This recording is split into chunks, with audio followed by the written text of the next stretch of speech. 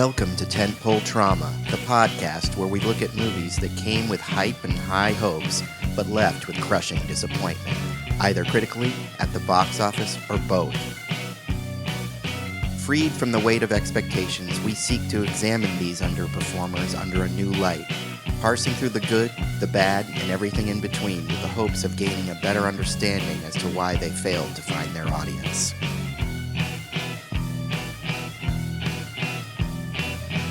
Warning, there will be spoilers, so if you haven't seen the movie that we're discussing today, I suggest you stop the podcast and go watch it. Then when you come back and listen, you'll get more out of the discussion.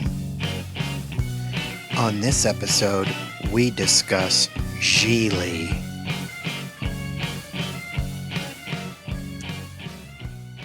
Okay, I am Sebastian and I am here with Jennifer. Hello. And welcoming back to the podcast, our good friend Josh Miller. Hello. Yay.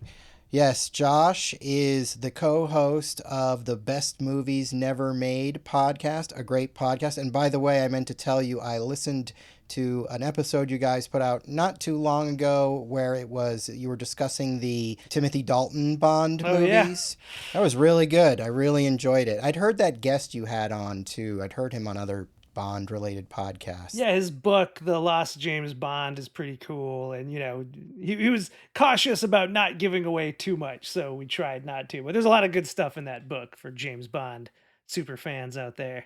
Yeah, and that's one of my favorite eras of James Bond, because I do love Timothy Dalton, and I also love the what-ifs that could have happened around that time. Josh is also one of the screenwriters of the Sonic the Hedgehog franchise at this point. Woo! Woo! Franchise. Does it count as a franchise when it's just two movies? I think it does. I mean, I'll accept it. It does. And he is the host, because I am no longer a host, of Friday Night Frights, LA's premier horror screening series. Yay! Woo! And we've also been doing live shows on Twitch.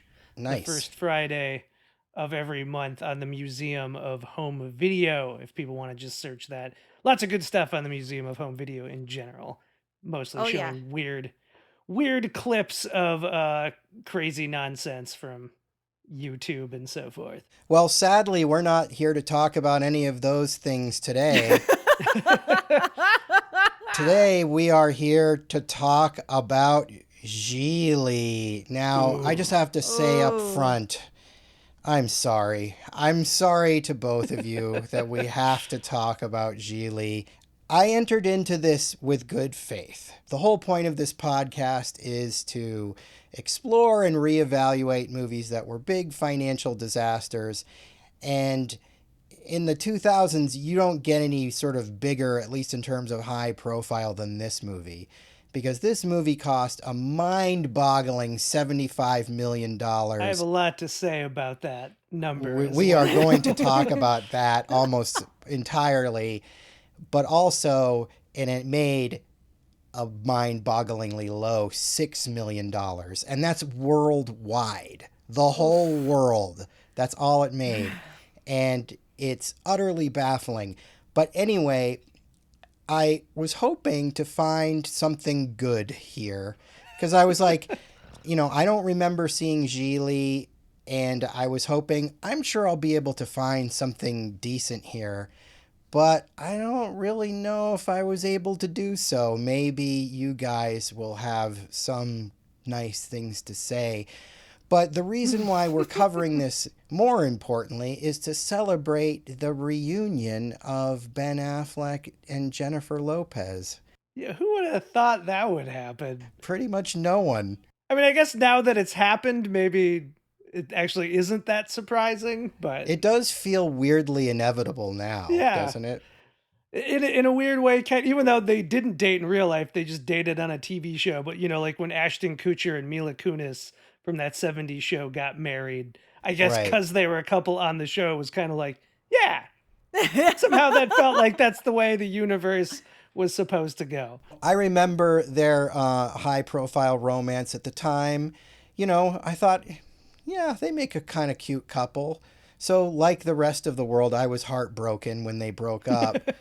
And so now they've, come back to each other after all these years. And I felt, well, since they'll probably break up in a few months, we should probably cover Gigli. What horrible movie are they going to make together during this window, though? That's what I want to know. I hope they do, and I hope Ben Affleck directs it, because Yes. then it'll be even more catastrophic. Actually, I don't wish catastrophic luck on Ben Affleck. I like Ben Affleck.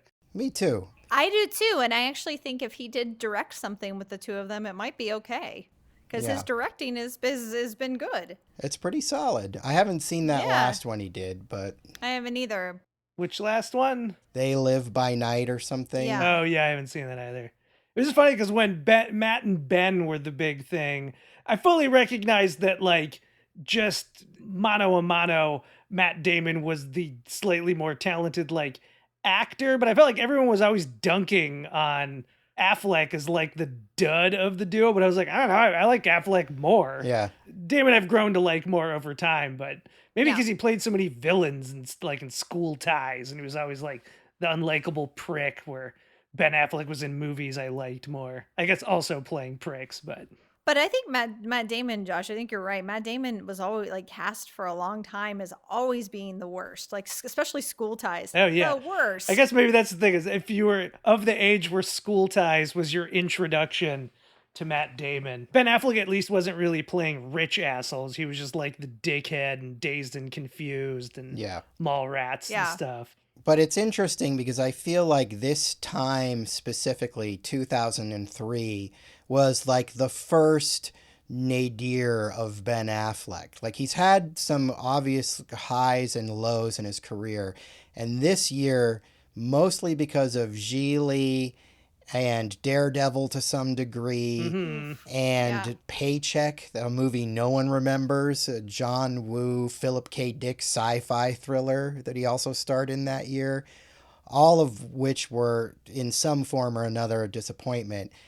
I feel like this was sort of his low point. Yeah, I do, because I did see this movie when it was new, mainly because even before coming out, it was achieving that kind of like Ishtar level where like all critics just loved making fun of it.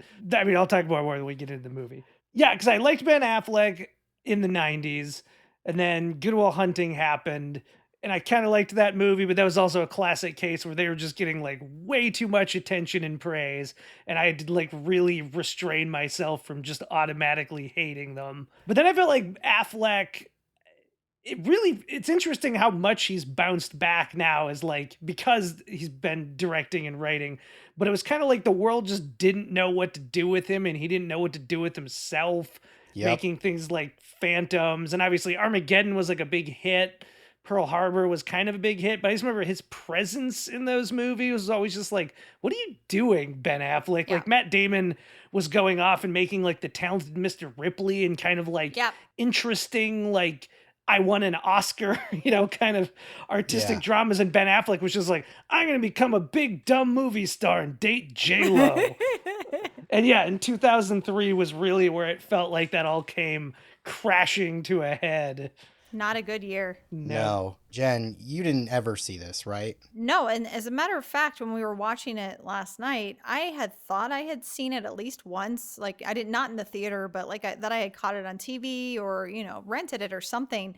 And as we were watching it last night, I said to Sebastian, I was like, I have never seen this. Like, none of this is familiar. This is definitely a first time viewing. I thought I had, but no, this was my first time seeing it was last night. I had seen it before because I was working at Cinephile Video when it came out, and the Cinephile Video gang loved to rally around disastrous movies, and so I remember it came out on DVD, and we all went to somebody's house and watched it. But I was drinking probably heavily through that screening and remembered very little other than the fact that I was really bored by it overall. Yeah, it's so... And that's what I was about to say moments ago, was that I was excited to see it because it was so hated. But unlike, when I feel like you hear about Showgirls, which is a movie that cannot be overhyped to you, And then when you watch it, no matter what anyone said about it, you're like, oh my God, like how did this get made with so much money behind it? And it's kind of like amazing. This is, it's dull.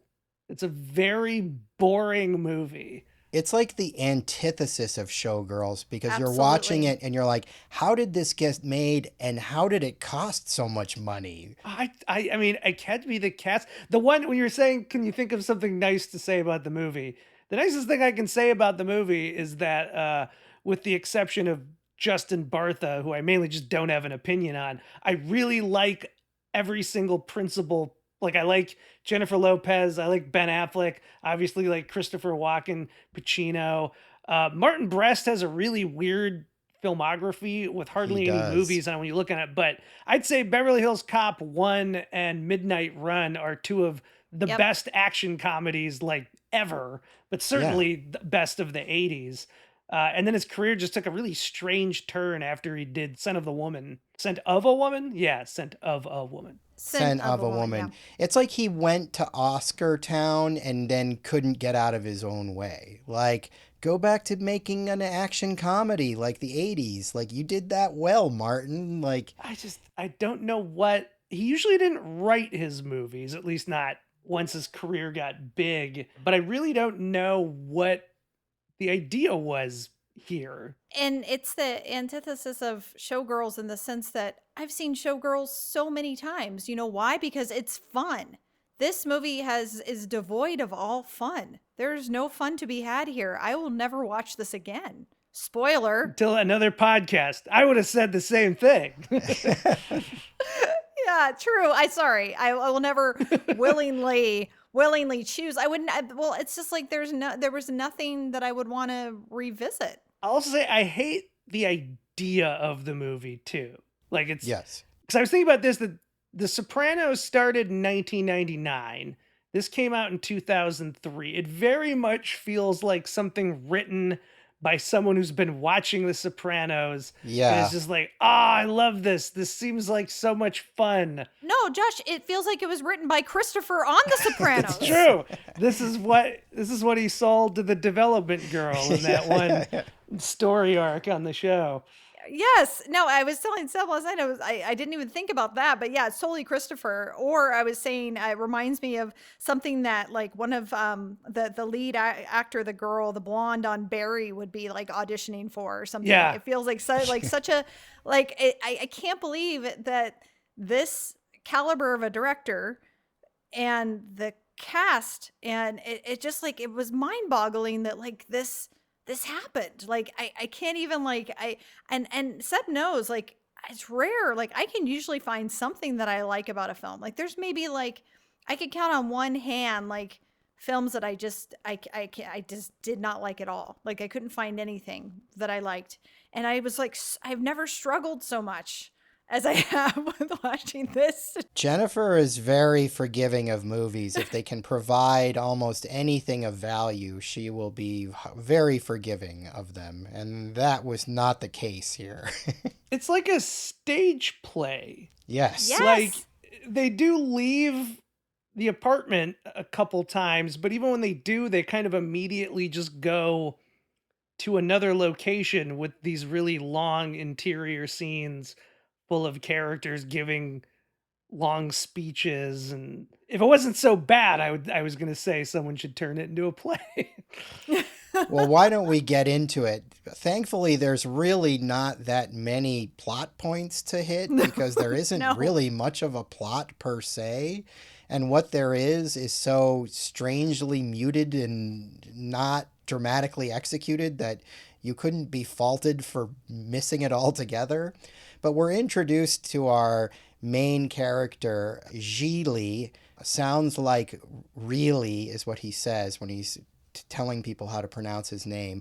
Played by Ben Affleck, and we have this scene where he's talking to the camera, but then we get a reverse shot and we realize that he's got this guy in a dryer in a laundromat, and he's, some sort of mob enforcer or something. He's going to put this guy through the dryer if he doesn't pay up or whatever. I was just to interrupt, which I feel really, I guess depending on one's taste in movies, for me that really started things off on the wrong foot twice, because I didn't remember the movie very well at all, like you, because it was 20 years ago and it was forgettable, and I'm sure my friends and I were just talking over it for the most part because we rented it. I didn't see it in the theater. But so it begins with this dumb, snarky narration with Ben Affleck doing a very unconvincing, like, New York wise guy sort of accent, and I'm like, I already hate this. I hate movies that begin like this. And then they do the reveal that he's talking to a guy, and I'm like, I almost hate this more. This is such that like kind of post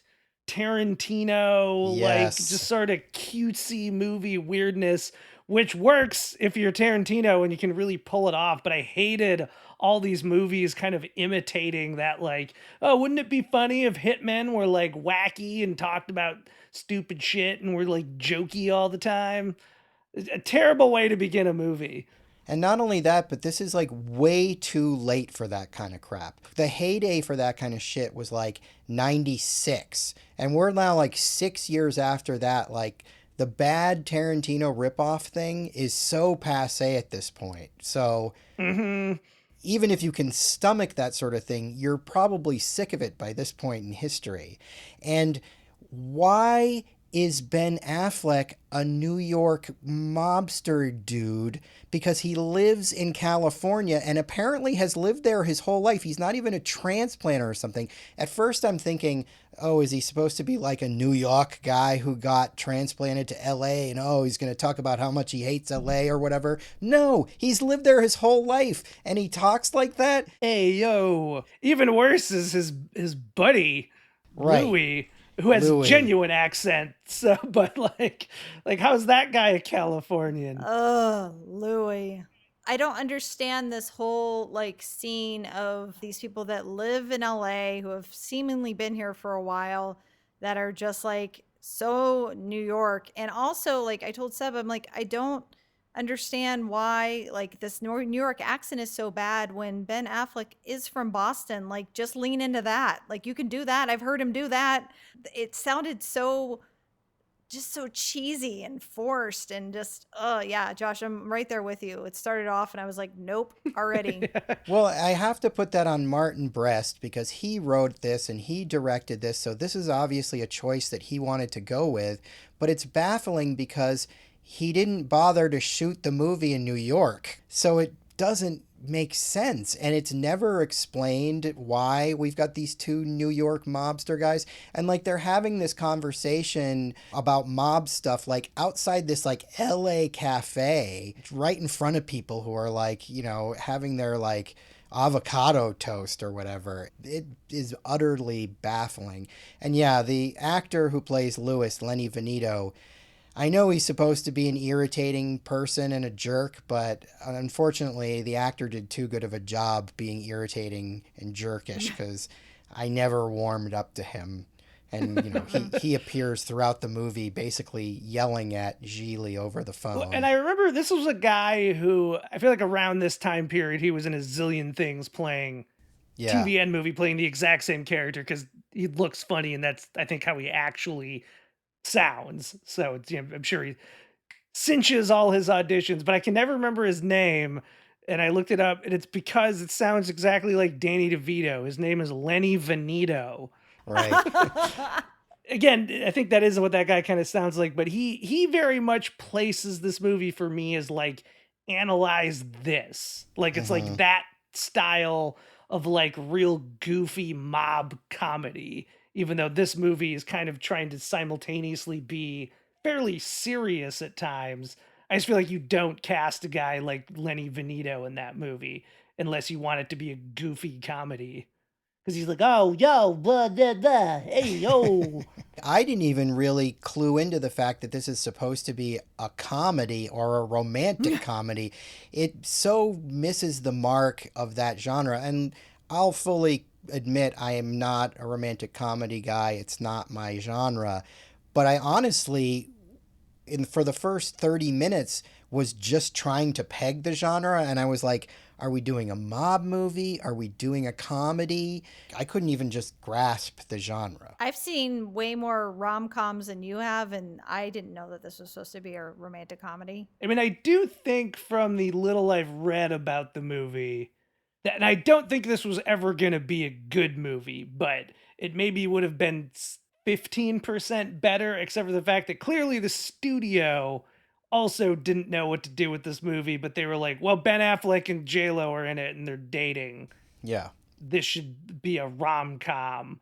Because I know the ending was completely different from what they shot, and they reshot it because audiences at this point were like, oh, it's Bennifer, and like they needed to kind of lean into that. But it's weird, this and Chasing Amy on Ben Affleck's Totally filmography of just kind of like weird, clueless movies about lesbians written by straight white guys. Yeah, that's Right? what I was thinking. All those scenes that they have together where they're going back and forth about, male sexuality versus female sexuality / lesbianism. I'm like, didn't Ben do a movie like this Yes. already? And it's probably had aged poorly by this point. And, Yeah. he already did a movie where a straight guy convinces a lesbian to go straight for him. It's just another aspect of this movie that is sort of repulsive and only gets worse. We haven't even gotten to Brian yet. Oh. Well, why don't we get to Brian? So the thing that Ben Affleck's Gigli has been tasked with as a mob enforcer is he's got to kidnap a mentally challenged young man. I'd say he's probably, in his early 20s maybe? Mm-hmm. And he is the son of a federal prosecutor, which I don't think we know until later, but that's sort of what the plot is. So Gigli has to go to some sort of facility where he meets Brian, who is played by Justin Bartha, most famously, I'd say, from the Hangover films, or at least the first one. Yeah, he is the missing guy from The Hangover.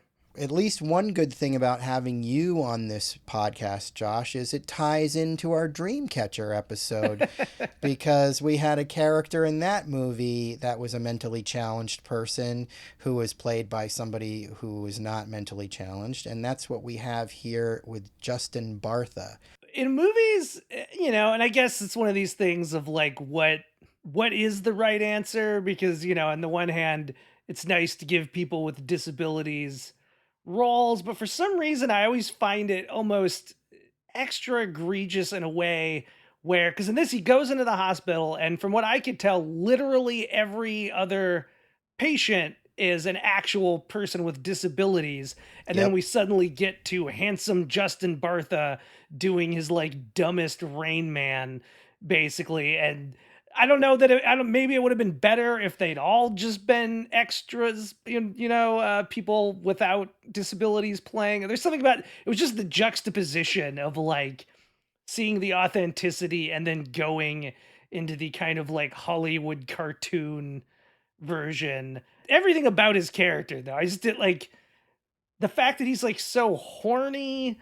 And not to say that people with disabilities can't be horny or something, but it was, these are creative choices Martin Brest was making that he didn't need to make. He chose for his whole thing to be that he loves singing rap songs and wanting to go to the Baywatch, as he keeps saying over and over again, which is revealed because he just thinks the girls are hot and wants to hit on a hot girl. I mean, there was nothing overtly super duper offensive beyond just kind of, so I'll give the movie that. I don't feel like there was like a single moment where I was like, oh my God, I hope everyone who worked on this movie must be praying that millennials don't discover this clip on YouTube or something. It wasn't anything like that. It was just the general idea of like, why is the movie about this? Yeah. Like maybe some people think Rain Man hasn't aged well. I actually haven't seen it in a real long time, but that was at least like trying to take it seriously. Like that's a drama with some comedy in it. Although I guess as we noted in this, what is this movie even really going for? But I feel like Brian is definitely supposed to be funny. All his stuff is kind of played as either like schmaltzy touching moments or like wacky comic relief. And Ben Affleck's character is almost like inappropriately realistic in his like relationship to him. And by that, I just mean that I'm like, I buy that if Larry Gigli was a real guy, meaning he's an actual criminal who does bad things, he would be really not understanding with Brian and yell at him to the point where it's almost like he doesn't understand what being handicapped is because he's stupid. But for our hero in a movie, I was just like, are they expecting us to slowly start to like Larry Gigli? Because starting it off on a really bad foot by him, having him just be so awful to Brian. I felt that Justin Bartha's performance, I mean, of course, it's unfortunate considering where we are now. And I think you nailed it when you said it's sort of a B-level Rain Man. But honestly, I kind of found him to be the most likable character in the movie. Yeah. As hard as it was to sort of watch a not handicapped actor do this sort of thing in this day and age, at least when he was on screen, I felt some measure of warmth and sympathy towards a character. And, you know, he's not played as being like pathetic or anything. He's played as kind of comedy. So I found him to be the most tolerable performance in the movie in a lot of ways. I will say maybe the only thing in the movie where I reacted, I felt like the movie wanted me to with comedy, is for some reason I did find it funny when he's like asking Ben Affleck to read to him, but Ben Affleck literally doesn't own any books, which I'm like, that's a funny bro-y character trait. Mm-hmm. So he picks up a bottle of Tabasco and is just like reading the stuff on the side very begrudgingly. I was like, this is funny. I'll accept this. Maybe I was just desperate to laugh at anything, though. And Justin Bartha's character at that point is like, oh, thank you, that's a good story, or whatever. Jen, did you have any thoughts on Justin Bartha as Brian? Yes, I do. I actually. How can you not? I know. Well, I mean, first of all, and I was saying this as I was watching the film, I was like, he's, the least problematic of this entire film. I do like Justin Bartha. I only really know him from the Hangover films, but I mean, he's a likable guy. And yeah, usually this type of thing really makes me super uncomfortable and I bristle when this happens. Because I kind of, along with what you're saying, Josh, I don't really know what the best way is to handle this, because I think representation is important, but how are you executing it? Because most of the time it comes off so bad and so not how you want it to be, and so not aging well. But I do feel like, yeah, I kind of was the most endeared to him in this film. And Larry sucked in the beginning. I was so like not, but so I agree with you, Josh, because he's so how you would think that type of guy would be. If that was a real person, yes, I believe he would not have any patience with Brian, and he would, just snap out and be mean. And I think that's all very legit responses. It's just not going to endear you to Larry, because we're starting off on a really, really, there's a long way to go. And Larry doesn't really do anything throughout the movie that endears you to him, really. Well, especially, I was just saying, Rain Man, it works because he's being burdened with his brother, is why Tom Cruise is so mad. Larry's kidnapping this guy. Yes. Right. Like, I mean, I get that he's not a nice person and doesn't care about his feelings, but just from like it being a movie and this being our protagonist, he has no right to be upset with anything this person's doing. No. Given the context of what's going on. He's like, oh, why are you annoying me so much? Hostage, Yeah. Yeah, and poor Hostage is just like, in the beginning, he's like, I want to go home, and it's like, oh, God, yeah, of course you do. No one wants to be in this apartment with Larry. Yeah, Planes, Trains, and Automobiles wouldn't have worked if Steve Martin had kidnapped John Candy, but then was also like, why are you so annoying, John Candy? I did like the reading of the Tabasco and later of the toilet paper as well, because, yeah, of course, he doesn't have a single book except for a phone book. Back when that was a thing. was a thing. So Gigli kidnaps Brian under the auspices of taking him to see the Baywatch, which basically means just finding Baywatch somewhere. But of course, it's a lie, and they end up at Gigli's apartment where a huge chunk of this movie takes place. It's like sitcom level, like how sitcoms will have like three, like an A, B, C set. This was the A set. This was Seinfeld's apartment, basically. And look, they're going for authenticity here. I can appreciate that. It looks just like a crappy Hollywood apartment, that we've all lived in. And it's accurate to that, to what this guy would live in.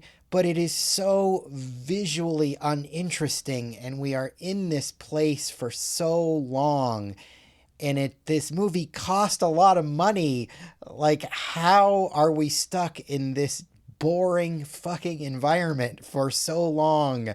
It's mind-boggling to me. I cannot fathom why this choice was made to keep so much of the movie in this one location. You know how when Tarantino did Hateful Eight, he would say in interviews all the claustrophobic movies he drew inspiration from, which clearly meant he was how do you make a movie that's all The Thing? How do you make a movie that's all inside a building dynamic? And again, I love Martin Brest. I do not feel like he thought about that at all while constructing this movie. He wasn't I should rewatch 12 Angry Men or something. How do you keep up the pacing when it's just people sitting around in a room? Tarantino had the good sense to make that location really interesting, visually and stuff. And this cruddy apartment is just so oppressive after a while. But one little light of sunshine shows up, and that is JLo, our female lead. She shows up as Ricky. And at first, she sort of presents herself as a hot chick who's looking to use the phone. But then it is sort of quickly revealed that she is another mobster type of person who has been sent by Lewis to watch Gigli. Very confusing. This whole setup completely stymied me. Well, I have read, again, some deleted scenes that I don't actually think make any more sense, but that at least contextualize things different. But as far as what we're seeing in the movie, there's a lot of just people showing up and barging into his apartment, for one thing. That happens, I think, 3 different times in 3 different contexts with 3 different characters. For a guy whose whole job is being a tough, wily criminal, he's got very poor security as far as his own bouncing abilities on his own apartment. It's a classic bad character intro where it's oh, isn't this sassy and weird?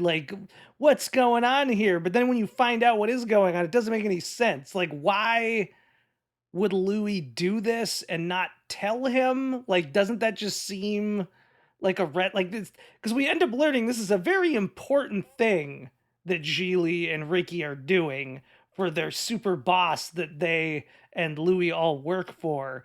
But it just seems like it's being handled with no thought by Louis whatsoever. Just what will be the funniest way to introduce JLo into the movie. Right. If this was a police story, it would be here's your new partner. Mm-hmm. To make it logical, you'd have Louis introduce them somewhere, and Gigli would be no, I'm not going to do this with this chick or whatever. But the way it's done, it's I'm not going to tell you that she's going to be your partner on this. She's just going to show up and insinuate herself into your apartment and then reveal that she's here to watch you. That was a good comparison. It would be like in a cop movie. If our cop was out on a case and some other person showed up not identifying themselves as a cop on purpose to fuck with them. And then when they find out what's going on, our hero calls their chief and they're yeah, that's your new partner, deal with it. And it's just why didn't you do this in your office in every other cop movie? How is this the best way to execute this plan? Well, while we're on Ricky, how do you guys feel about JLo's performance? I will say, I think in terms of how she measures up to Ben Affleck, I think she's doing a better job. I'm finding Yeah. her more convincing in this weird character she's being asked to play.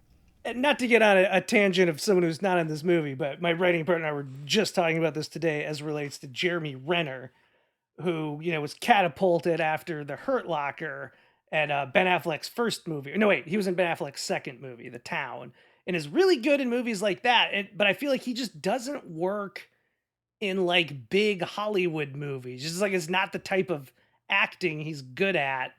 Ben Affleck, I would say, is a little better suited than Renner, but like in this context, I feel like this is what JLo's good at. Like you see her in a big Hollywood movie, and you're like, yes, you're this kind. You should be in rom-coms. You work in all certain things like this, where you're just being like sexy and cool and whatever, and delivering kind of unrealistic dialogue. Again, not to imply that Ben Affleck's like some kind of verite type actor, because he's not. But just to your point of her being more convincing, and I think it is because he's doing a dumb accent. Maybe that's the problem. It's just that like Ben Affleck feels very much like he's frankly in a Kevin Smith movie, full of like that kind of real acty, because Kevin Smith loves casting his friends, and the way his dialogue works. JLo is at least selling her part in a way that Affleck kind of only does in random moments, like reading the Tabasco bottle. I love JLo. I was happy to see her. I think she looks great in this. She's just super pretty, and I think she totally works. And I'm entertained with her every time she's on screen, even though, I mean, it's a ridiculous role, and there's some really over the top scenes. I'm sure we're building up. I don't want to jump ahead, but we're building up to what she does at the taco stand. They go to this taco stand to get breakfast burritos or something, and there's these kids, teenagers, that are playing like this horrible music. But it sounds like a ripoff of Rage Against the Machine or something, and it's really loud. And Larry's getting all bent out of shape, and I think JLo had already talked to him about how men can't express their feelings, like they weren't taught that it's okay to be upset or cry or whatever, so the only reaction they have is anger. And so that had already come up, I think. And so we're there at the taco stand, and Larry's like, I'm gonna shut the fuck up, turn it off, and all this stuff. And then JLo just is like, let me handle this, and goes over and goes into this whole spiel about how she's studied about removing an eyeball, like some sort of martial arts or something like that. And like these guys are all just like, oh, okay, and it's goofy and whatever, but I just like seeing her do her thing. Well, and I wrote it down because she's saying, I can't remember what language she's saying she's speaking. I think she ends up revealing that none of it was true or something, but she's saying that the eye gouging move she's describing is translated as the rip that takes the past. It's some like two-parted thing to rip your eyeball out. Actually a cool idea. Like I was into that idea of this move more so than the scene. I was just thinking, oh, that would be cool if that was real. But yeah, I mean, her character is presented as having this sort of Zen, I don't know, Chinese mysticism or Thai mysticism, or I'm not sure exactly what sort of mysticism she's into. I think it's all Asian mysticism, but she's like reading Sun Tzu or quoting Sun Tzu and then reading, meditation books. So that's kind of like her character thing. I don't like her character, but I liked JLo's performance.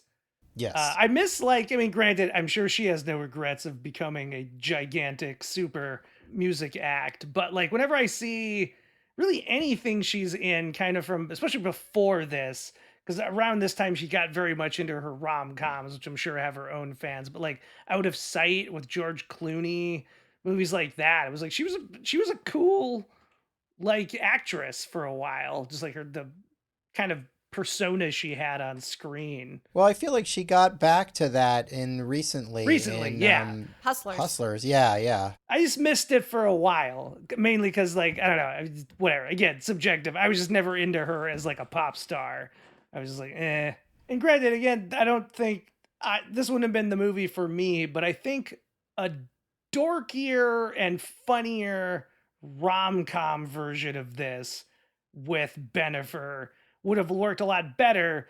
Because, like, again, it's not like it was high comedy, but like a scene where at least I was like, well, I feel like they're now using Affleck appropriately in this scene. It's more just the scene feels out of nowhere tonally, is where she's in his bed and he's like trying to act all super sexy, and he's like in the bathroom psyching himself up, and then he comes in and is like stretching to show off his biceps.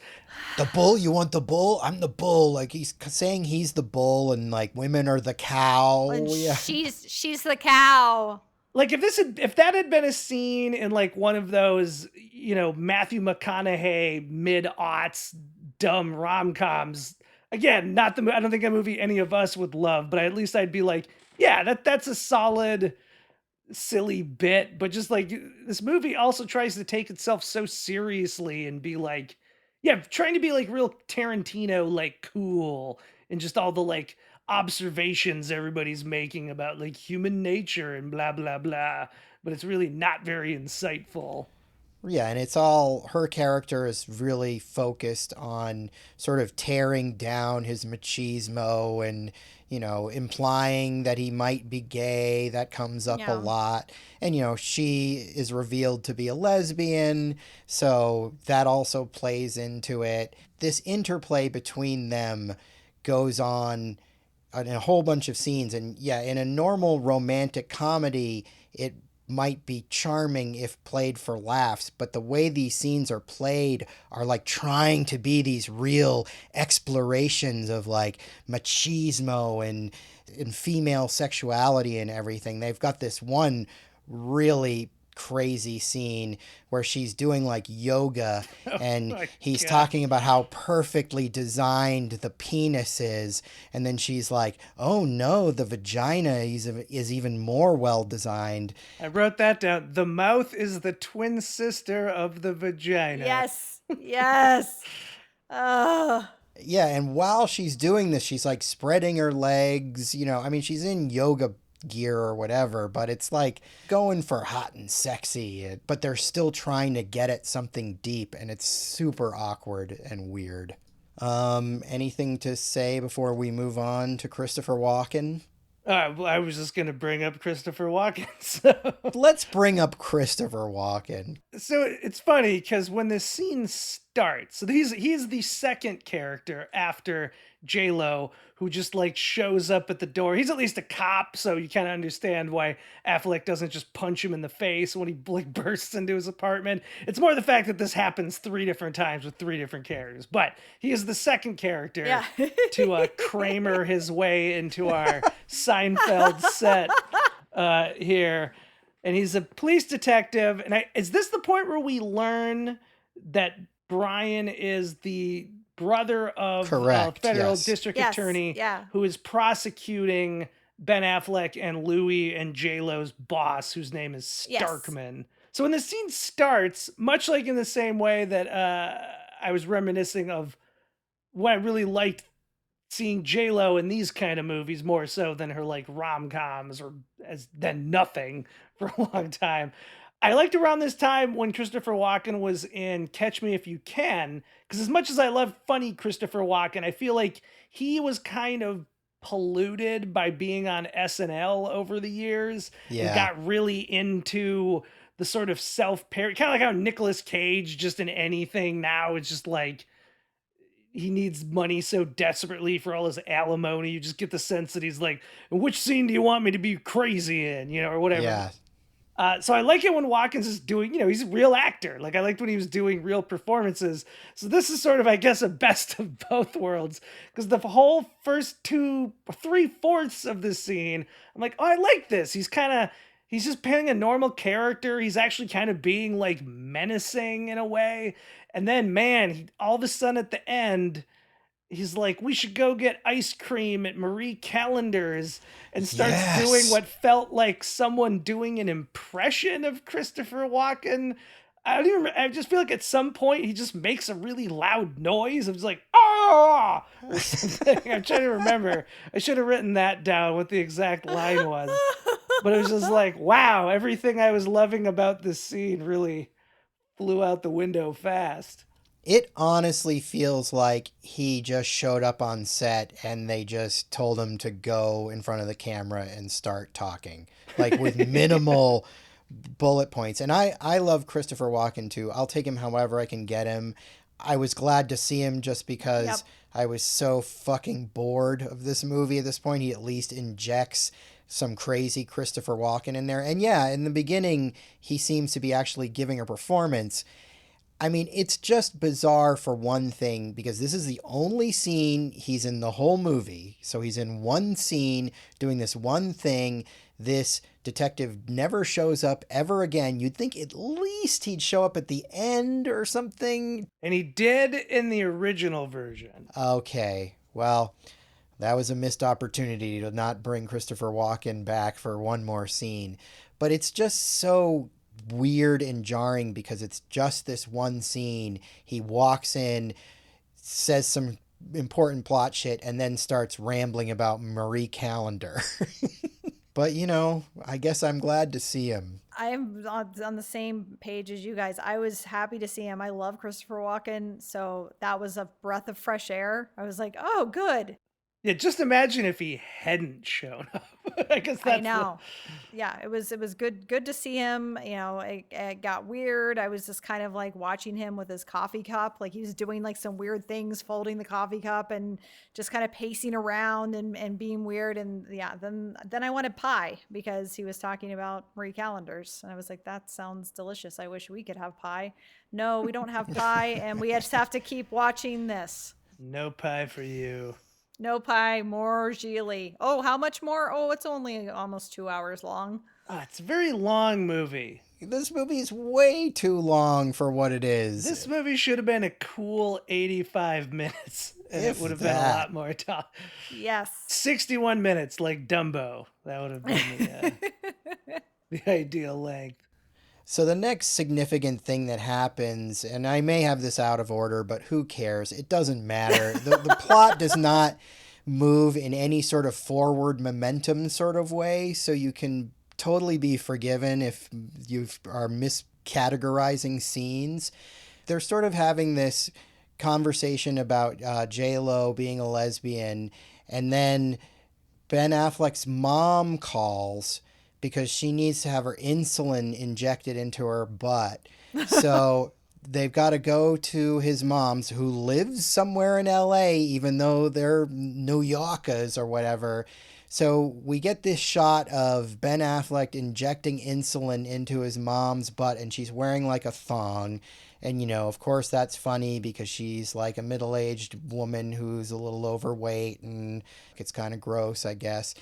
And then, so we get this character of his mom played by an actress, Lainey Kazan. I don't know if she's related to Elia Kazan or the Kazan family. I don't think she is. She was like a Broadway star. She's one of those people, she's Jewish, but has played like every conceivable. She's Italian. She was Greek, obviously, in My Big Fat Greek Wedding. Oh, right. She just kind of bounces around like that. I went down a weird rabbit hole looking her up, not to interrupt, but I thought this was fascinating. Because I was just like, I've seen this woman in a million things, and I couldn't think of what it was. But this sounds very much like a thing that would have happened in the 70s. Is she got like nominated for a Tony for some big Broadway thing she was in, and because of that, she posed for Playboy. Usually you'd think that's the thing you do pre-fame, but it was the 70s. And Jack Kirby saw her spread. And if you know, for the comic fans out there, there's a character named Big Bartha who's connected to Miracle Man. The design of her was based off of Lainey Kazan's Playboy spread. That's incredible. Wow. I had no idea. If we don't learn anything or take anything away from this film, we just got something now from Josh. Yeah. That made it all worthwhile. Sorry, Big Barda, not Big Bartha. That's super interesting. But anyway, JLo and Justin Bartha are waiting outside, and they come knocking on the door. and Gigli's trying to like keep them out, but the mom's like, let your friends in. And so they all come into the house, and immediately the mom's like, oh, who's this new lady you're with, Larry? And, he's trying to sort of play it off. And then finally is revealed that, they're not together because JLo's a lesbian. And then the mom's like, oh, well, I used to be quite experimental back in the day. And then Gigli's like, oh, no, Mom, no. So that's the comedic thrust of this scene, that Gigli's middle-aged mom used to get it on with ladies back in the day. Comedy. And yet, much like Walken, it's nice to be like, I'm just glad they like left the apartment and are interacting with anyone else to inject some new material into the proceedings. Oh, don't get me wrong. I'm grateful at this point in context, I'm grateful for this weird fucking scene. But I mean, that's basically all there is to it. I mean, I guess we're supposed to get some sort of insight into Gigli's character, but I'm not sure what I'm supposed to be getting from it. It's one of many sort of confusing character moments, revealing character moments. I feel like the only thing we got from this is that's when it's revealed that this is the house he grew up in, and that was when we realized like he's lived in LA his entire you're life. Not from New York. Yeah, it was just like it was more just what, like just more questions and like this. None of this makes sense. That was like the one thing, and then his mom keeps saying like, just keep an open mind. You never know. Like life it's not all black and white, like she's in, it's just, maybe you'll stop being a lesbian and you guys can be together. It's like, no, this isn't how any of this works. No, because she doesn't come back either. Nope. That was it. That's it. The whole movie works in that way, where it's just these three going from character to character who don't come back.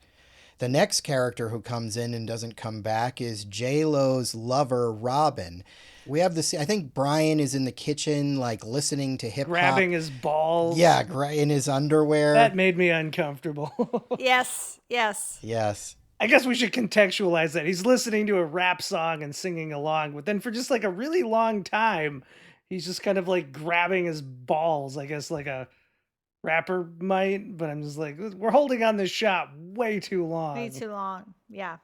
It was a lot of ball grabbing. Which as you do, but in, in the context of his character, that was maybe not a wise choice. But so yeah, he really likes hip hop music. We get him rapping along to a bunch of different songs throughout the movie. At one point he does LL Cool J's I Need Love. But he gets interrupted by a knock on the door, and Gigli's like, I got neighbors or whatever. He opens the door, and there's this young woman there, Robin, who is played by an actress named Missy Kreider, who I don't know from anything. She like one of those actresses who like looks like a zillion other people, which totally tricked me into thinking she was someone. I thought she was Gretchen Mol for a minute. Yeah, she kind of looks like Gretchen Mol sort of mushed together with like Kirsten Dunst. Maybe Julia Stiles in there a little bit. Yeah. It's definitely got a Gretchen Mol thing going. But she bursts in, as everybody does in this apartment, and she's hysterical because JLo has broken up with her, and then, she sees Gigli there, and it's like, what, are you with him now? And then, if you want to have a threesome, we can have a threesome. It's just this hysterical sort of scene where she's freaking out on them. But then she like runs into the kitchen and grabs a kitchen knife and slashes her wrists, and like does it in this just weird, matter-of-fact, undramatic way. Yeah, that makes it more disturbing, really. Yeah, there's something really just disturbing and unsettling about it. So they've got to rush her to the hospital. And then so long, Robin. Yep. Yeah, that's so long, Robin. But then what we didn't mention was, I think it must have been maybe the night before or something, Louis calls Larry and says they need to cut off Brian's thumb. That happens like right before this scene. Yeah. And they're sort of deliberating over it when Robin comes in and throws everything out of whack. Yeah, which in a better movie, I like that as kind of a dark comedy dilemma to deal with. Yeah. That they've started to kind of like soften up to Brian, and now they need to mutilate him, or, you know, they'll be killed or whatever. In this movie, it just adds to the heap of like tonal inconsistencies from one scene to the next. Well, luckily for them, they end up at the hospital, and conveniently, they devise a plan to sneak into the morgue, where they will sever the finger off of a dead body and use that as a substitute for Brian's finger. I at least appreciated that this scene, because I love a good morgue and food scene.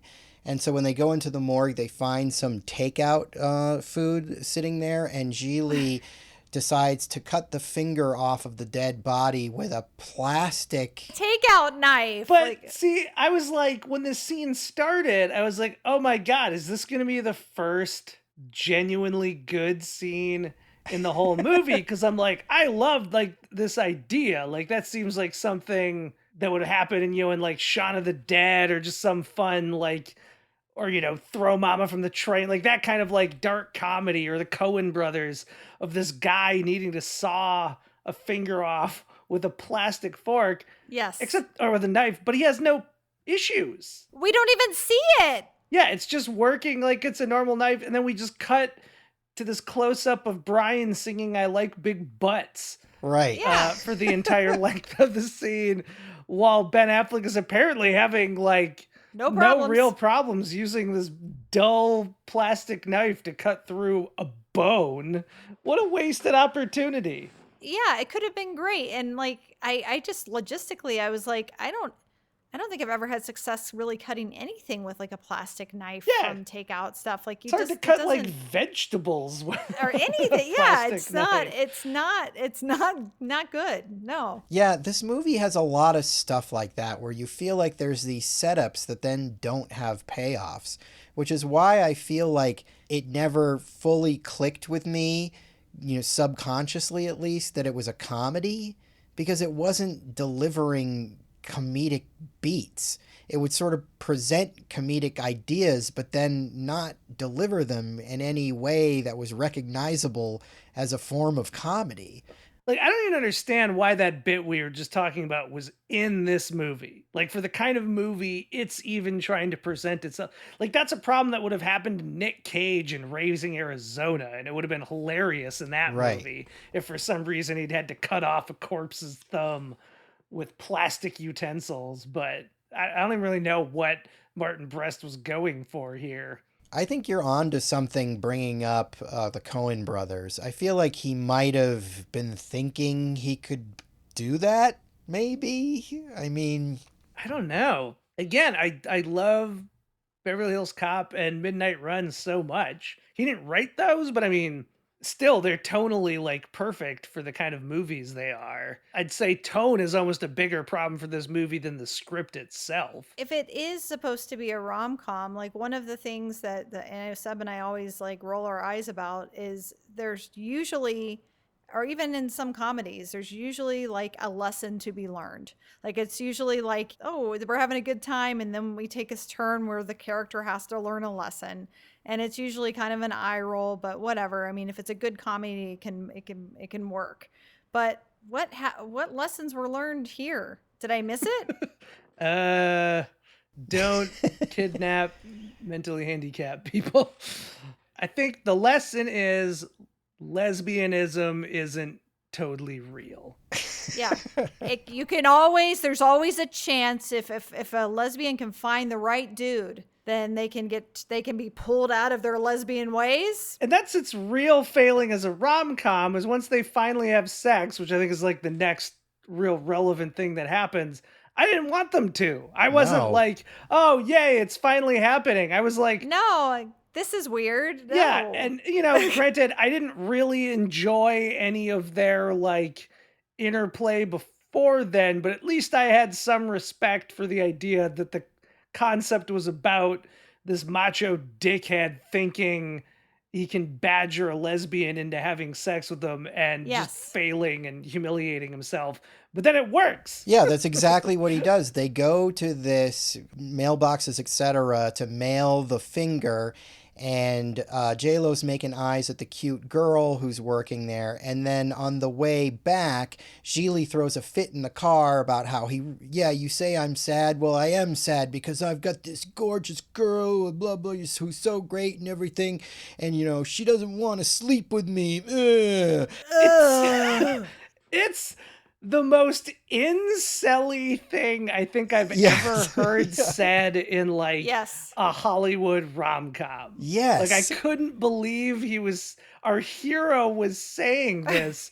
That's like if she'd been straight, what's his point? Right. Then that just would have been like, if you were straight, I would have gotten to have sex with you no matter what. Right. You wouldn't have had any say in it. I just don't even get where this is coming from, of how unfair it is to him. And he's so heated about it. He looks like he's gonna cry. Like his eyes are watering. Again, it's too realistically believable to be in a movie. Because I totally buy that that's what a guy like this would think in this scenario. And behave. Yeah, exactly. Yeah. Like that's the kind of fit a dude like this would throw. I've seen them happen. Sure, but you haven't seen them happening to the hero of the movie before. Well, and you haven't seen them happen where it's the other person is somebody of the caliber of JLo, and then it works. Yeah, and then it works. I guess that's the real point. If this had not worked, then that would have just been further negative character coloring for Larry Gigli. But it totally works. It's great. As it turned out, opening up his toxic heart was exactly what she needed. Yeah, and it completely undermines this scene where they're back at his house and she's on the bed and she's like, why don't you show me, what a man can do? Because, he'd been claiming that men can perform cunnilingus just as good as women. And then he has this moment of insecurity where he's like, well, maybe women, because they know what women want, they're better at it or whatever. And she's like, oh, come here, you. And then they start kissing and you're like, this is so gross, and I've read some of the reviews that came out at this time and they all said like, oh, Affleck and JLo have no chemistry. And it's like, I don't think that's true. I think they obviously have some sort of chemistry because they have it in real life. I think the movie and the script is so gross, you can't feel it for them. If there were other things that had happened before this that were leading you to this place, you might have felt some chemistry between them. But it's like you can't because you're like, this is fucking terrible that she is conceding to this after that fit he just threw. It's truly nauseating. Blah. Who is rooting for that? I don't know. And it's the pivotal scene of the movie. Like, this is the nexus point of the movie. Because after this, they get a phone call the next morning, and it's Lenny, and he's summoning them to Starkman's house.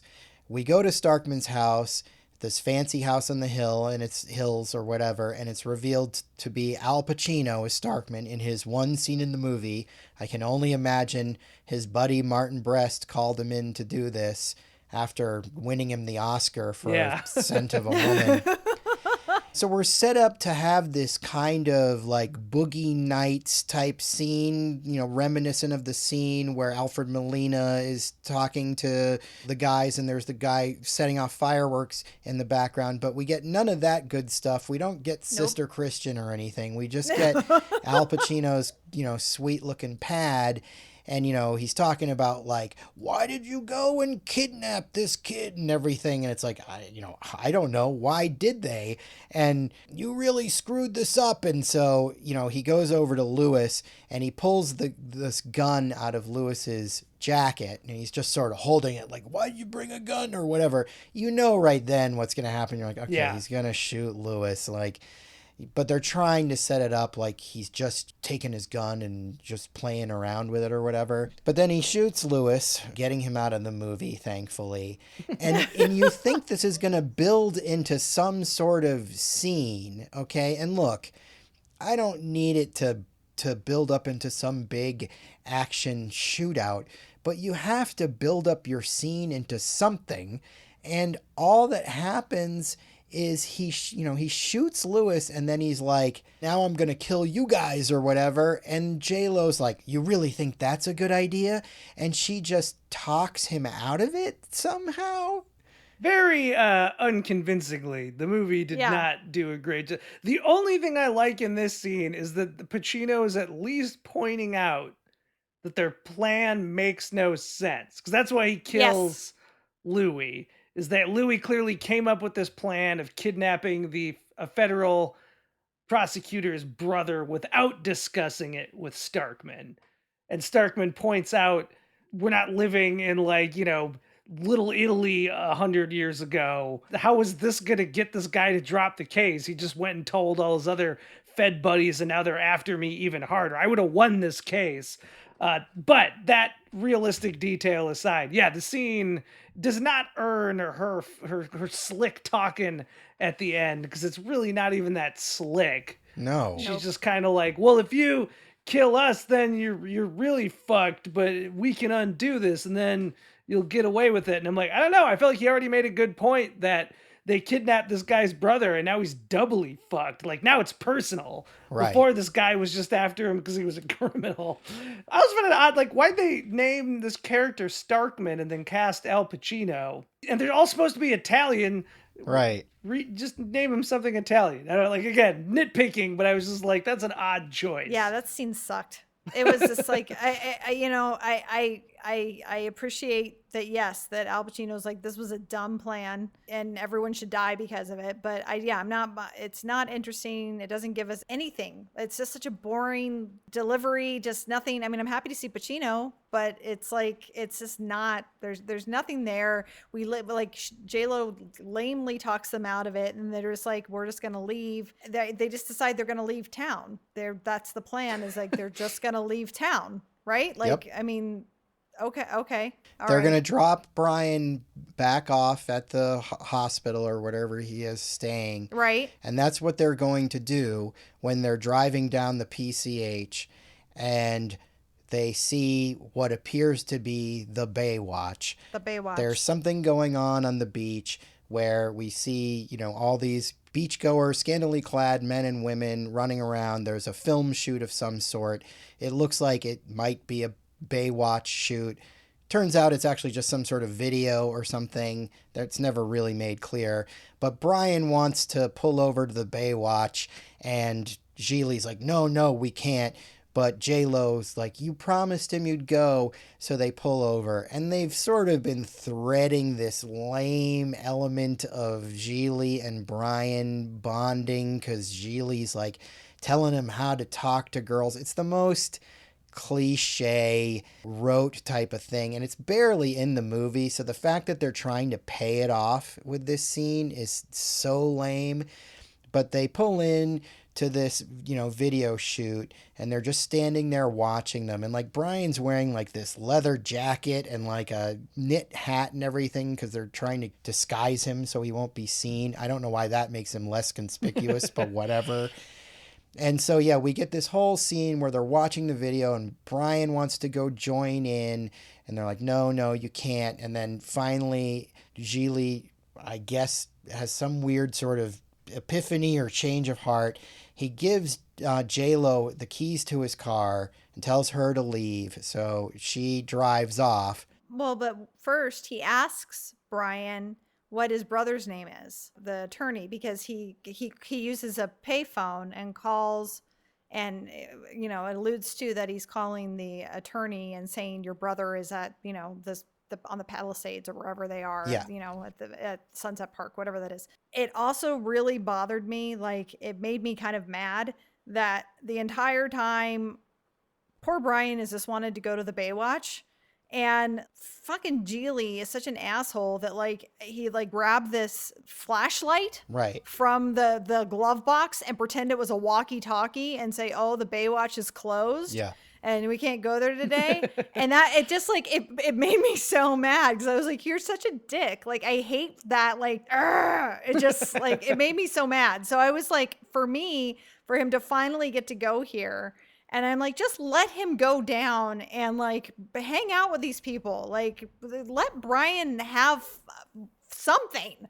Like I was so like that actually felt something in this film was like Brian getting to go down there, and as cheesy as it is and like, you know, whatever, it was like probably one of the better like scenes in the film. Yeah, I didn't mind that Brian gets to go down and participate and dance with this cute Australian girl. Oh, we forgot to mention Brian likes to call this weather Brisbane number and listen to the weather in Australia because he likes the sound of the operator's and voice. It's super expensive, so Yeah. Gigli keeps getting mad at him for making these calls. Right. How could we have forgotten that unforgettable detail? I know. But so Brian goes down to this dance party video shoot, and, you know, he's sort of awkwardly trying to find somebody to pair up with, and he pairs up with this blonde girl, and she starts talking, and oh my goodness, she is Australian and sounds like the girl on the phone. And then they start dancing together. All of this I don't have a problem with. What I have a problem with is the way they do it, because they're just dragging it out and they keep going back to insert shots of Ben Affleck's stupid fucking face where he's like, yeah, you're like, go get him, or whatever. They just keep doing this over and over to the point where you're just irritated and you're just like, just end the fucking movie, please. And this whole last section of the movie feels so weirdly drawn out. Oh and my you'd God. think that at this point, if you're editing this piece of shit, you'd be like, we need to, come on, man, let's Yeah. wrap it up. Let's at least get it under 2 hours. Right. We can lose like 4 minutes from this final. Now is maybe a good time to talk about the things that were in the original. And when I say original version, I mean they shot all of it and edited it together and screened it for audiences, and audiences hated it, rightfully so. So they changed it. That movie maybe would be more interesting in certain places than this, but it's like, I think the movie was ultimately unfixable. But so the first thing is the big reveal with JLo's character and why Ricky isn't her real name is her girlfriend, the one who comes in and slits her wrists, is apparently the one who was actually like a gangster that Louis called to go keep an eye on Gigli, but JLo like intercepted that call and decided to go do it herself. Okay. All right. I don't really know what that was supposed to add to anything other than I guess she's not a criminal. It's also very confusing, the mechanisms going on there. Yeah. But so then at the end, when they decide that they're just going to part ways, she just leaves and never comes back to the movie. She's like, so long, forever, whatever, bye. And then he is going to go turn Brian over to Christopher Walken, and they get in a big gun battle and shoot each other. And Christopher Walken dies, and Ben Affleck's shot in the gut. So he's like slowly dying. And that's when they see the Baywatch. And so in all the shots where they're cutting back to Ben Affleck, that was a reshoot. In the actual movie, those were shots of him slowly dying. And he dies at the end of the movie. I would have preferred that 100%. To watch him die slowly of a gut shot. While Brian was dancing on the beach. Oh, yeah. Again, I don't know what that movie was supposed to be. This doesn't feel like some sort of Blade Runner, like how dare you kind of re-edit or anything. I don't know. It just speaks to how tonally off this movie was in its conception. There just never was a solid concept or tone. How would you go through this whole movie and then end it that way? Like, with everything that's come before, with all the sort of odd comedy. I mean, I guess if you think you're Tarantino, but... And I'm just mad that, I want to say they wasted Pacino, because Pacino loves wasting himself on a lot of odd performance choices and movie selections. But just thinking of like all the great, because this definitely slots into the structure of building up till we finally get a scene with this one character, like William Hurt at the end of History of Violence, or speaking of Tarantino, when we finally get to see David Carradine Yeah. in Kill Bill 2, or I guess it's not the end of the movie, but I was thinking when you finally get to see Ned Beatty in Network, or fucking even Sterling Hayden at the end of 9 to 5, even though that's the totally different vibe, but like where like it really leaves this like memory on you of this character finally showing up. And I feel like by the time Gigli's over, you almost forgot you saw Pacino, which when he Yeah. shows up, you're like, oh shit, Pacino time. Right. But it's so forgettable. I go further, Josh. Like, I was mad last night when I was watching this. I'm mad that this movie even got made. I'm like, there's so many movies. It's so hard to get a movie made. And then this happened, and like at the expense that it happened, and like I feel bad for everybody involved, really, like the whole cast. Like, like we said earlier, it's like I like everyone that's in the cast, like as actors and other things that they've done. Like, I'm not going in with any sort of like, oh, I don't really like so and so, with the exception of Louis. I'm not really a fan of that guy. I mean, I can't say. I mean, I was like, I'm ready for. I was happy when he got killed in this film, but just so much goes into trying to make this happen, and then this shit happened. I really don't understand how it costs so much. And just out of curiosity, I looked, and so the two highest grossing movies of 2003 were Lord of the Rings: Return of the King and Finding Nemo, both of which only cost $20 million more, less than $20 million more Wow. than Gigli. Like, what did they spend? I mean, I know they paid JLo a lot.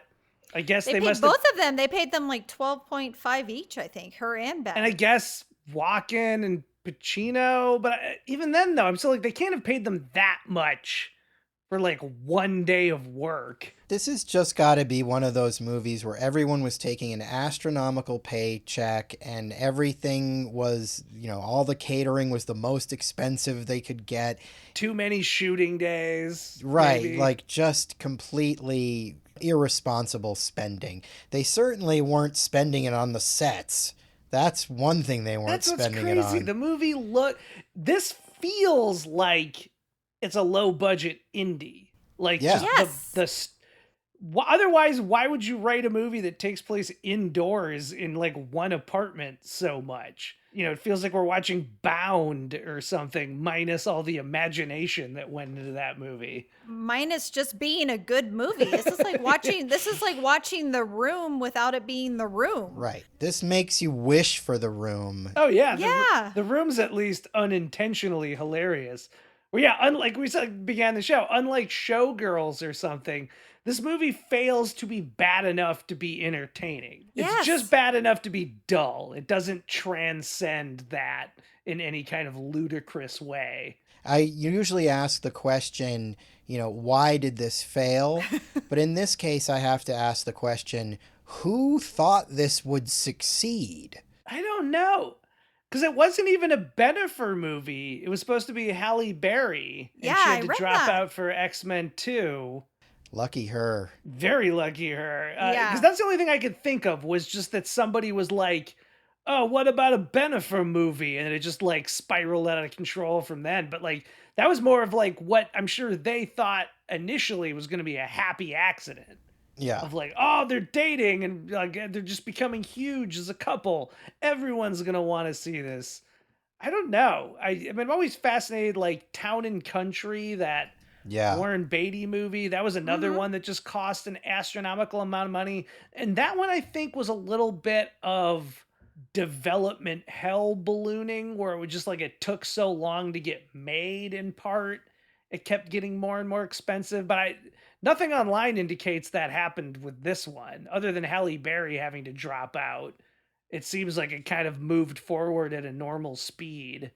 It doesn't seem like it's I mean, I don't know. I didn't see anything in the trivia or whatever that indicated it was a troubled production, but it's like, how could it be? It's like, it's in someone's apartment in Santa Monica, and like everyone lives in LA, and like, I mean, it just feels like something that like people who were starting out trying to get into the business like were like making a movie with their friends, like, you know what I mean? It's like it just feels so amateur as far as what it's about and what it's doing, but then yet it has this kind of big deal cast and this giant budget, and I don't know. And Martin Brest was already coming off of a kind of unnecessarily expensive box office disappointment, which was Meet Joe Black, which was at least a movie that seemed like it could cost more since it has the famous getting hit by multiple cars special effects scene. It has production value to it. I saw Meet Joe Black in the theater, and I much more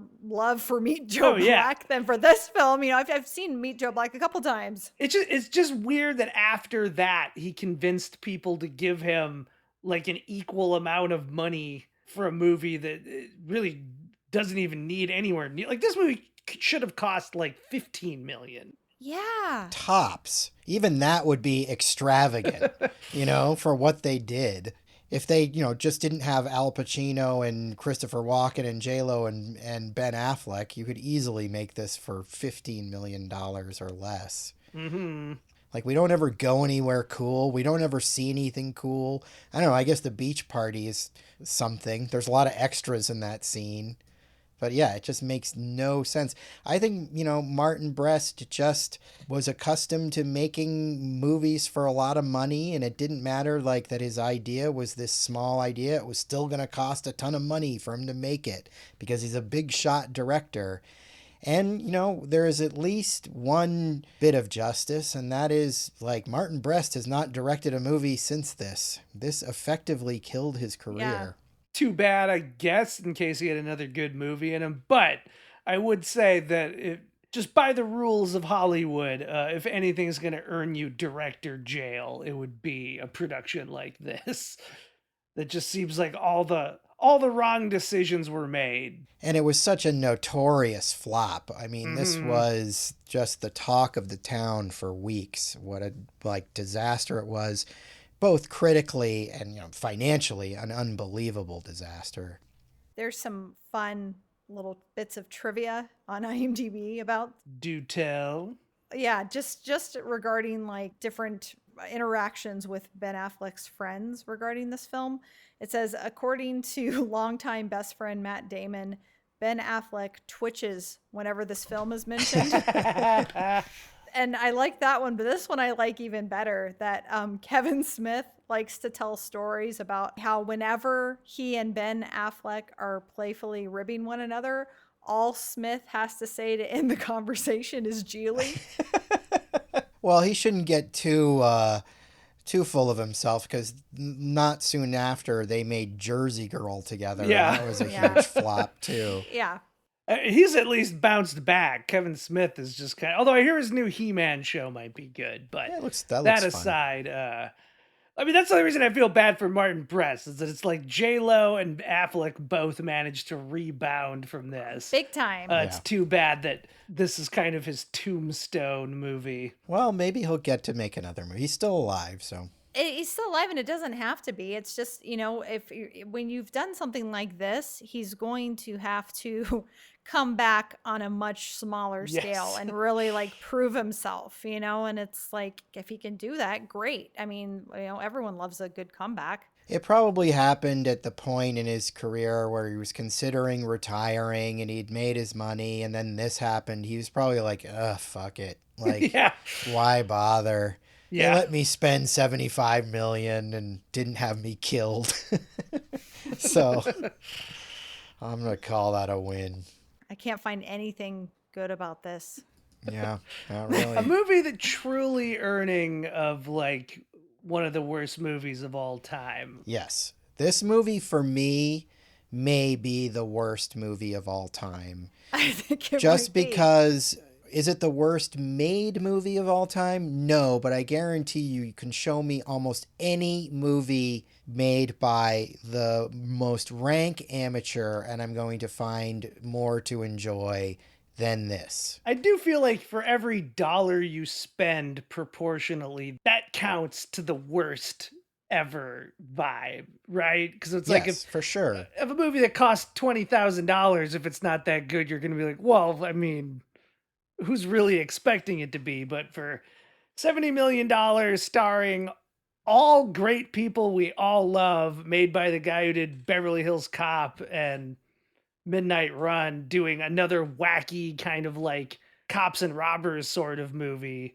This movie had no business being this bad. I looked up to like this like is one of the all-time Razzie Awards champs, where it just like won everything. How could it not? Yeah, I mean, I don't really like the Razzies. I think they're stupid, but like this is the kind of movie they live for, of just like a big Hollywood turd. That's exactly what it is, Josh. It's a big Hollywood turd.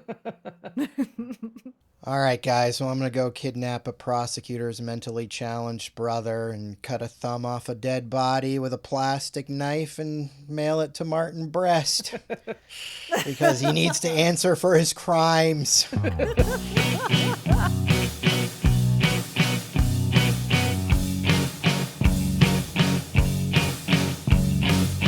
That about does it today for Tentpole Trauma.